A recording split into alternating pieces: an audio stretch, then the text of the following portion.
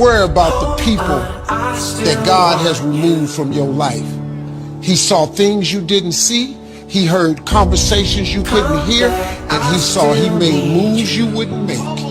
If I know what God says about me, why would I give up what God says about me for an opinion of what somebody thinks about me who didn't make me, form me, knit me, call me, bleed for me, die for me? Small minds discuss other people, gossip. Good minds discuss events.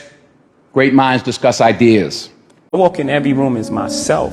I don't walk in any room as anyone else. I'm not cowering. I'm not speaking soft. My voice doesn't change. It sounds exactly the same way. I'm walking as myself and proud.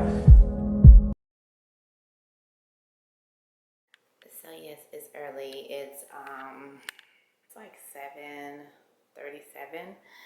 And yes, I should not be on Instagram, but I like to do an affirmation in the morning sometimes, not all the time, but Sunday I like to get closer to God. And so it's dark in here because if I turn on this light, the fan comes on and it makes too much noise. So I'm gonna just do this like this. I'm about to take a shower. I'm about to rinse off and shave, but I've been finding some amazing affirmations on Instagram and I have them saved.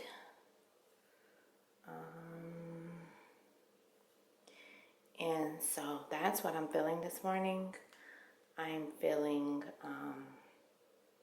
inspired to share on my story some affirmations. Dependable God. It doesn't matter what comes my way. Isaiah 54. No weapon formed against me shall prosper. Tell yourself Deuteronomy 28. I am the head and not the tail. Every piece is a priority and negativity cannot exist. She's no longer matching energy. She's simply removing herself from any situation that doesn't vibrate her soul. So if you start moving funny,